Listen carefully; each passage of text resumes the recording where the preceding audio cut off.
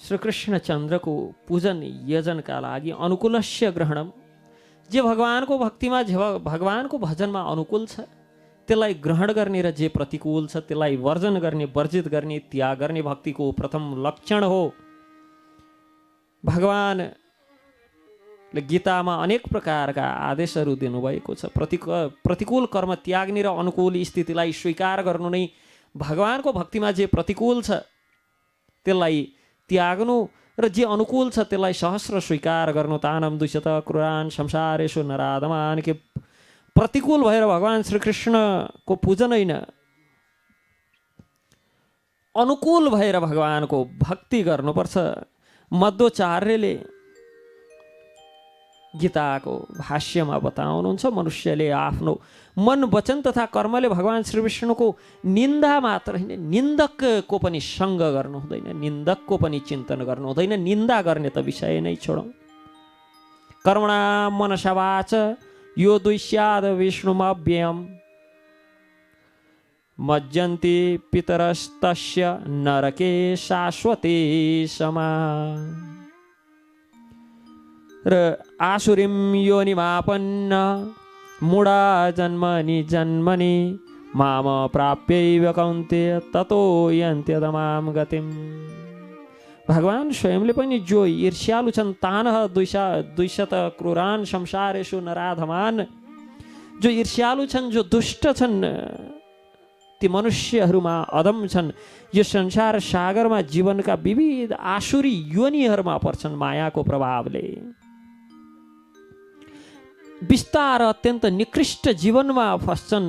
अब जानन्ति मामुडा मानुषे तन्माश्रितम, अनेक प्रकारका शास्त्रमा बताएको छ। जहाँसम्म हिरण्यकश्यपको विषय छ, हिरण्यकश्यप विशेष थियो। किन?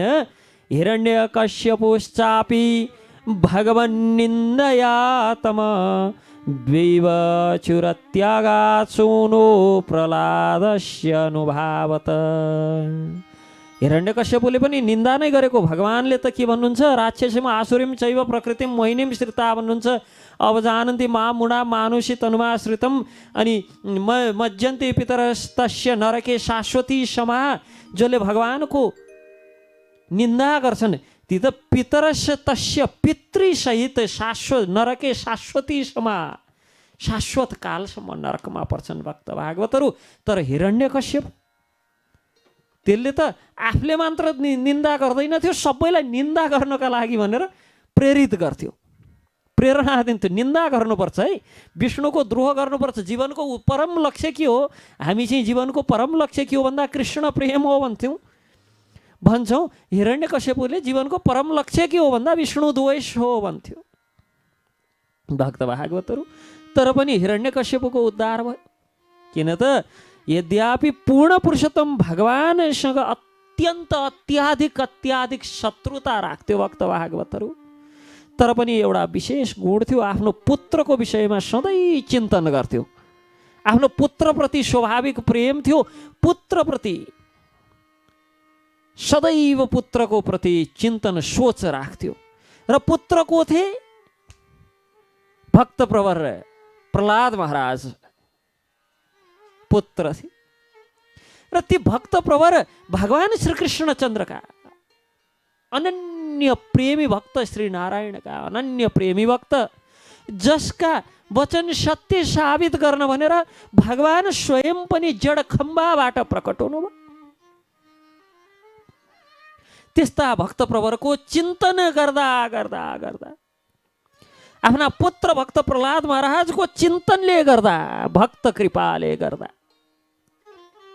हिरण्यकश्यप पुरुषोत्तम भगवानद्वारा उद्धार भयो।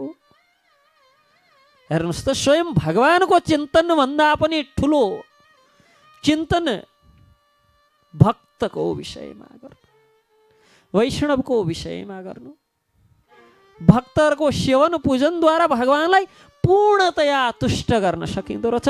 हिरण्यकश्यप जस्तो विष्णु द्वेषी, जसको जीवनको उद्देश्य विष्णुवध, विष्णुप्रतिको शत्रुता, विष्णुको द्वेष नै जसको जीवनको उद्देश्य थियो, त्यस्तो विष्णु द्वेषलाई जीवनको उद्देश्य राखेको हिरण्यकश्यपको पनि केवल प्रहलाद जस्ता सन्तानको चिन्तन गरेका कारण उद्धार सम्भव भयो। यथा वैरानुवन्देन मर्त्यस्तन्मयातामियात् न तथा भक्ति योगेन इति मे निश्चिता मति। नारद मुनि भन्नुहुन्छ मनुष्यहरूले भक्तिद्वारा पूर्ण पुरुषोत्तम भगवानको विचारमा यस्तो गहन यति गहिरो तल्लीनता प्राप्त गर्नु सक्दैनन् जति भक्तहरूको सम्बन्धमा भक्तहरूको चिन्तनद्वारा प्राप्त गर्न सक्छन्। अथवा भक्तिको मार्गबाट पनि भगवानको चिन्तनमा यति तल्लीन हुन सकिँदैन जति शत्रुताको माध्यमद्वारा। यथा वैरानुबन्धेन वैरतापूर्वक अनुबन्धित भएर वैर अनुबन्धेन निरन्तर रूपमा वैरतामा अनुबन्धित भएर यति चिन्तन गर्छन् जति चिन्तन पूर्ण पुरुषोत्तम भगवानको भक्तिमा लागेर पनि गर्न सकिन्न। उदाहरण कंसको स्थिति देख्न सक्छौँ। कंसले श्याम वर्णको कुनै खानेकुरा अगाडि राखिदियो भने पनि कृष्णलाई देख्थ्यो। स्वप्न कृष्णको देख्थ्यो, जागृत अवस्थामा कृष्णलाई मात्र देख्थ्यो। भगवान श्रीकृष्णको चिन्तन काल रूपमा वैर अनुबन्धित वैरता साँधेर भगवानको भयले मृत्युको भयले कुनै भक्तिले होइन भक्त भागवतहरू भयले शत्रुताले वैरताले तर पनि भगवानको चिन्तन यस्तो थियो कि जुनसुकै अवस्थामा जुनसुकै वातावरण र जुनसुकै वस्तुमा केवल भगवानकै मात्र दर्शन गर्थ्यो। अहो चिन्तन। र कृष्णदास कविराज गोस्वामी भगवान सर्वोच्च परम भक्त श्रीमान नारद मुनि शिशुपाल जस्ता भगवान श्रीकृष्णको शत्रुको प्रशंसा गर्नुहुन्छ, किनभने मन पूर्णतया सदा भगवान श्रीकृष्णमा लीन रहन्छ।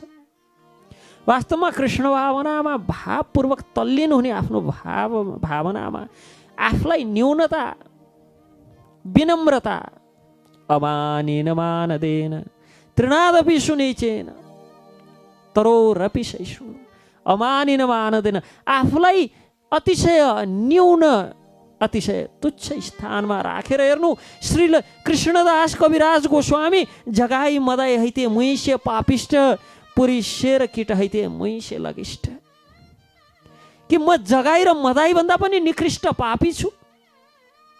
ती जगाई र मदाई नाम गरेका दुई जो कहिले तिनीबाट गर्न हुने खालका गतिला कार्य झुक्केर पनि भएन, त्यस्ता जगाई र मदाई भन्दा पनि म पापिष्ट छु।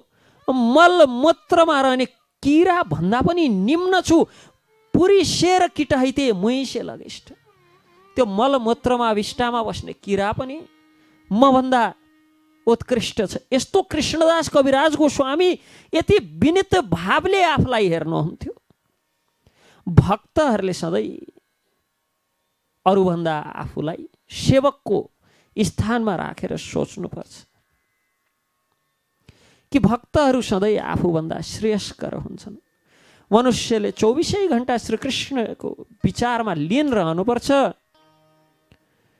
चाहे दास्य रस होस्, चाहे सख्य रस होस्, वात्सल्य रस होस्, माधुर्य रस होस्, भक्तले सदैव श्रीकृष्णको विचारमा अभिभूत भएर रहनुपर्छ।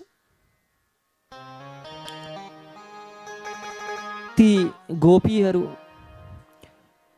सदैव माधुर्य रसमा मग्न रहन्थे। विचारमा चिन्तनमा श्रीकृष्ण जङ्गलमा कस प्रकार विचरण गर्नुहुन्छ होला। उहाँको पाउ उहाँका चरण गोपीहरूको भाव सधैँ भगवानको चिन्तनमा लाग्थ्यो कि कसरी वनमा जङ्गलमा भगवान कसरी विचरण गर्नुहुन्छ होला कि भगवानका ती पैताला ती पाउ ती चरण कमल यति कोमल छन् कि उहाँका चरण हाम्रो वक्षस्थलमा राख्दा पनि कठोरताको अनुभूति भएर उहाँका श्री चरण राता हुन्छ। गोपीहरू यस्तो भावमा, यस्तो ती कोमल चरण कमलले जङ्गलमा भ्रमण गर्नुहुन्छ। ती काँडा, ती कङ्कड कसरी हिँड्नु हुँदो हो, घर घरमा यस्तै विचारमा मग्न रहनुहुन्थ्यो। भक्तहरूको स्वभाव हो यो। माता यशोदा हमेसा सधैँ यही विचारमा रहनुहुन्थ्यो कि श्रीकृष्ण निरन्तर खेलकुदमा लागेर ठिकठाक हिसाबले भोजन गर्दैनन्। मेरो बालक, मेरो बाबु, मेरो काना भोजन नगरे त दुर्बल होलान्। यस प्रकार नित्य निरन्तर भगवान श्रीकृष्णको नित्य विचारमा मग्न रहन्छन् भक्तहरू। र बद्ध जीवलाई पनि नारद मुनि बताउनुहुन्छ कि कुनै न कुनै प्रकारले श्रीकृष्णको विचारमा, चिन्तनमा मग्न रहनुपर्छ। जसरी यहाँ उदाहरण दिनुहुन्छ, कीट पेशस्कृतारुद्ध एउटा कुमालकोठी नाम गरेको किरो हुन्छ, जसले माटोको घर बनाउँछ र पुतलीलाई समातेर लगेर त्यो घरभित्र हाल्छ अनि मुख थुनिदिन्छ त्यो घरको, र बार बार आक्रमण गरौँला जसरी झम्टिराख्छ पुतलीलाई। र त्यो पुतलीले त्यो कुमालकोठी किराको बारेमा चिन्तन गर्दा गर्दा गर्दा त्यो पनि त्यो कुमालकोठी किरामा परिणत हुन्छ। यस प्रकार भगवानको चिन्तन गर्नाले सबैमा त्यो भगवान समान गुण, सच्चिदानन्द विग्रह भगवान श्रीकृष्णको चिन्तन गर्नाले समस्त पापबाट मुक्त भएर, चाहे पूज्य रूपमा, चाहे शत्रु रूपमा, चाहे भय रूपमा, कुनै पनि हिसाबले भगवानको चिन्तन गर्नाले आफ्नो आध्यात्मिक शरीर पुनः प्राप्ति हुन्छ। वीतराग भय क्रोधा मन्मया मामुपाश्रिता बहवो ज्ञान तपसा पुदा मद्भवमा आगता। आसक्ति भय क्रोधबाट मुक्त भएर जो पूर्णतया भगवान श्रीकृष्ण चन्द्रमा लीन रहेर भगवानको शरण ग्रहण गर्छ, विगत कालमा अनेक अनेक व्यक्तिहरूले पवित्र भएका छन्, भविष्यमा पनि हुनेछन्, वर्तमानमा पनि हुनेछन्, दिव्य प्रेमा भक्ति प्राप्त गर्नेछन्। र अपि चेसु दुराचारो भजते मामनन्य भाग, चाहे अत्यन्त गरिब कार्य गरेको भए पनि, निन्दनीय कार्य गरेको भए पनि, यदि भगवान श्रीकृष्णको अनन्य भक्तिमा लागेको छ भने साधुरेवश्य मन्तव्य, त्यस्ता व्यक्तिलाई साधु नै मान्नुपर्छ। यदि सुदुराचारो भए पनि त्यस्ता व्यक्तिहरू साधु नै मान्नुपर्छ। यो श्लोकमा माया मनुजे शब्द प्रयोग गरिएको छ। भगवान श्रीकृष्ण आफ्नो मूल आध्यात्मिक शक्तिमा जब प्रकट हुनुहुन्छ भक्त भागवतहरू, सम्भावाम्यत्म माया, भौतिक प्रकृतिद्वारा निर्मित रूप ग्रहण गर्न भगवान कहिले पनि बाध्य हुनुहुन्न। श्रृण्वतां स्वकथा कृष्ण पुण्य श्रवण कीर्तन, कुनै पनि रूपमा, कुनै पनि स्थानमा भगवानको नाम स्वरूप गुण साज सामग्री आदि सम्बन्धित कुनै पनि हिसाबले भगवानको चिन्तनमा लाग्यौँ भनेदेखि लाभप्रद अवश्य पनि हुन्छ, अवश्य पनि त्यो लाभ प्राप्त हुन्छ।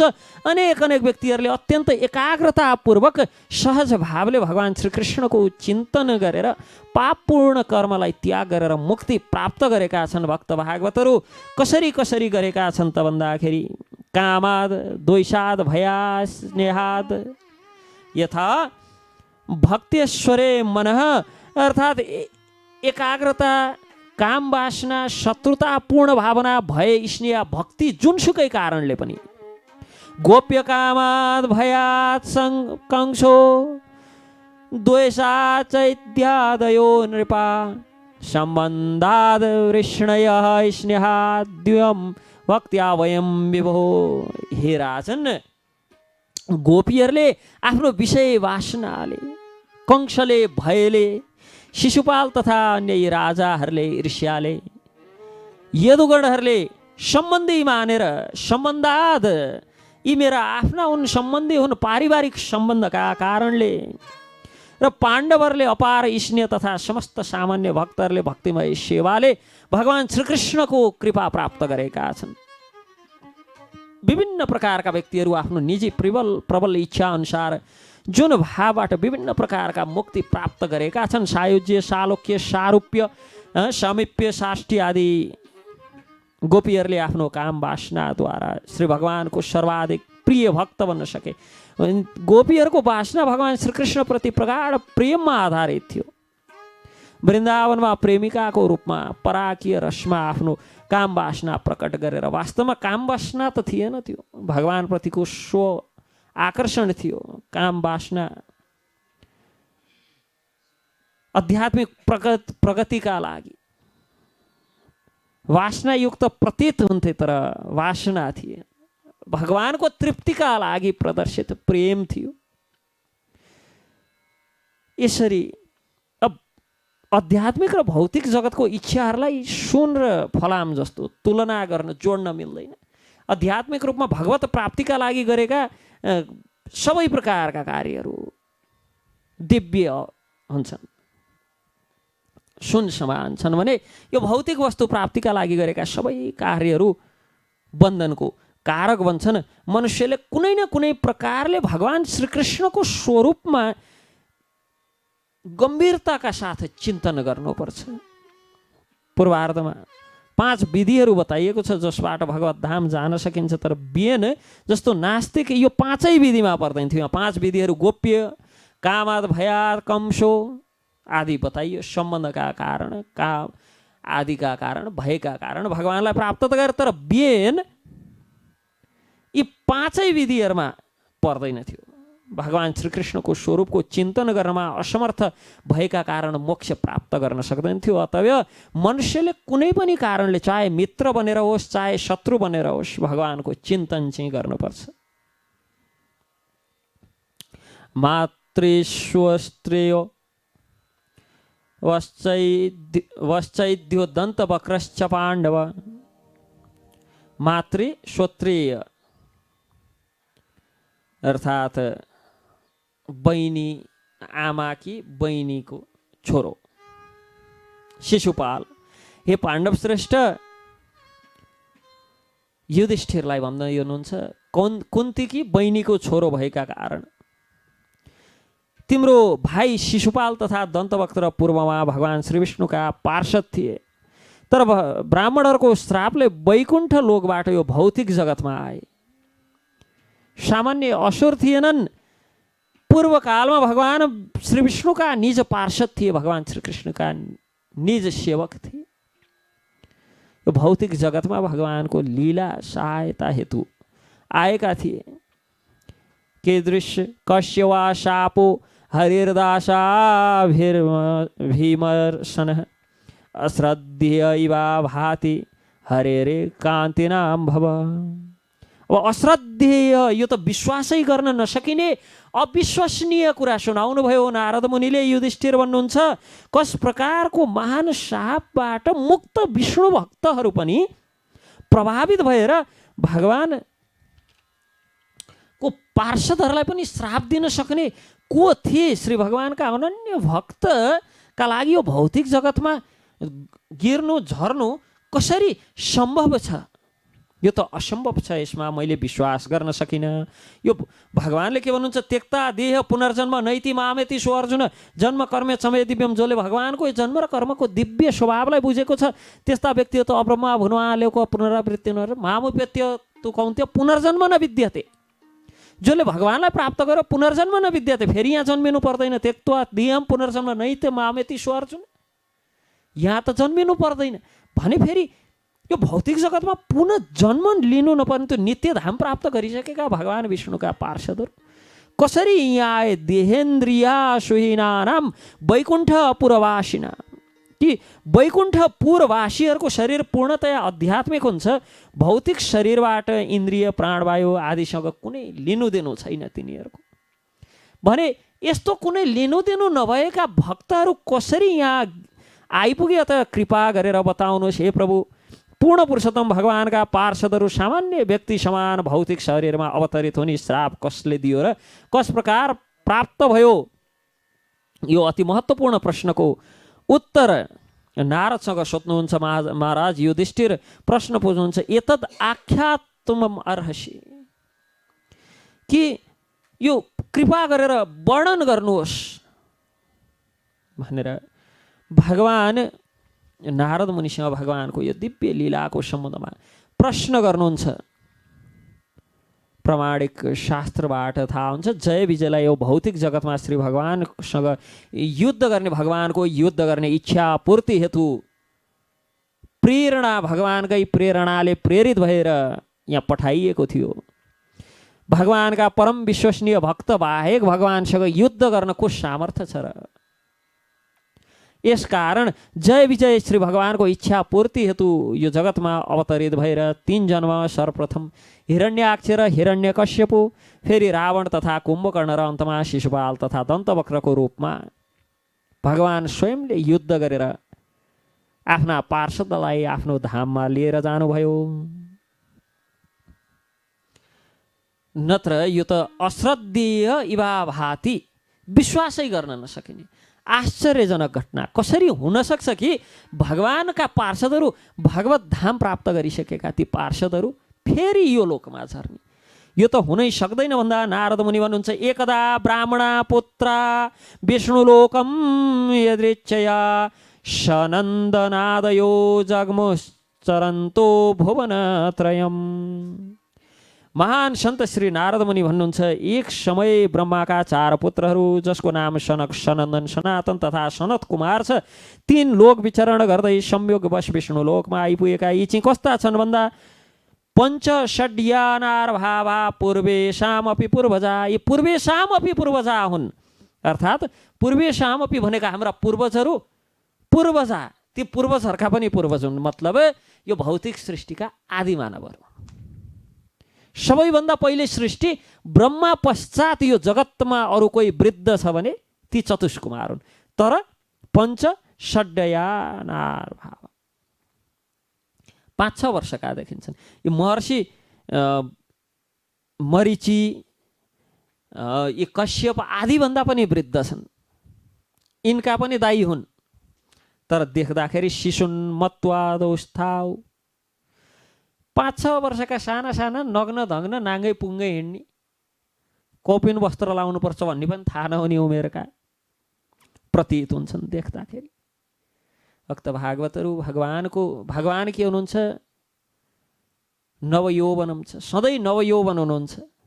त्यस्ता भगवानका यी अनन्य भक्तहरू जसलाई सृष्टि गर्ने हेतुले सृष्टिको आदिकालमा सृष्टि क्रम विस्तारका लागि ब्रह्माले प्रकट गर्दाखेरि ब्रह्मा जब आँखा बन्द गरेर तपो मुद्रामा देखे, ध्यान मुद्रामा देखे पछाडि चतुष्कुमारले प्रश्न गर्छन् सनक आदिले, हे पिता हजुर के गर्दै हुनुहुन्थ्यो भन्दा ध्यान तप गर्दै थिएँ। कसको भन्दा भगवान श्रीहरिको। त्यो सुने पछाडि सृष्टि विषयमा कुनै लालसा, कुनै इच्छा रहन्न। भगवान श्री विष्णुलाई प्राप्त गर्ने उद्देश्य राखेर यी 4 भाइ ब्रह्मचार्य व्रत धारण गरेर, ब्रह्मचार्य व्रत मात्र हो र शिशु सधैँ शैशव 5-6 वर्षका साना साना नाङ्गा पुङ्गा ती बालक जस्तो प्रतीत भएर जय तथा विजय नाम गरेका यी द्वारपालहरूले जब यी 4-5 वर्षकादेखि नि नाङ्गै पुङ्गै हिँड्ने बालकहरू वैकुण्ठ लोकमा प्रवेश गर्ने प्रयास गरेको देखे सामान्य बालक सम्झेर प्रवेश निषेध गरे। मध्वाचार्य भन्नुहुन्छ, विष्णु लोक स्थितास्तेषां वरशापादि योगिन अधिकार स्थिता मुक्तिम नियतम प्राप्नुवन्ति छ। के वैकुण्ठ लोकमा भगवान श्री विष्णुका निज पार्षदहरू सधैँ मुक्त आत्माहरू हुन्। तिनलाई न वर प्राप्त हुन्छ न तिनलाई श्राप प्राप्त हुन्छ। तिनलाई न वरदानले कुनै असर गर्छ न कुनै श्रापले असर गर्छ। तर वैकुण्ठ लोकमा मुक्ति पूर्व जो भौतिक शरीर प्राप्त थियो, एक समय वैकुण्ठ लोक आउँदा जाँदा त्यो जो शरीर रहँदैन, अथवा भगवान श्री विष्णुका पार्षद यदि कहिले अवतरित हुन्छन् भने पनि ती सदैव मुक्त नै रहन्छन्। ती बद्ध अवस्थामा चाहिँ रहँदैनन्। जय तथा विजय नाम गरेका द्वारपालहरूले यस प्रकार रोके पछाडि सनन्दन तथा अन्य मुनिहरू, सनक आदि चतुष्कुमारहरू क्रोधपूर्वक श्राप दिन्छन्, भन्छन्, अरे 2टा अल्पज्ञ द्वारपालहरू रजो एवं तमोगुणबाट उद्वेलित भएका कारण मधुद्विषको चरण कमलको शरणमा रहन तिमीहरू अयोग्य छौ। मधुद्विषको अर्थ यहाँ चतुष्कुमारले भगवान विष्णुलाई मधुद्विष भनेर भन्नुहुन्छ। मधुद्विष भनेको मधु असुरको वध गर्ने भगवान श्री विष्णुको चरण कमलमा रहन तिमीहरू अयोग्य छौ, किनभने यस्तो भगवान त गुणबाट रहित हुनुहुन्छ र उहाँको धाम पनि गुणबाट रहित छ। यसकारण तिमीहरूलाई श्रेयस्कर के हुन्छ भने भौतिक जगतमा गएर अत्यन्त पापी असुरको परिवारमा जन्म ग्रहण गर्नु। अब यहाँ क्रोधपूर्वक श्राप दिनुभयो।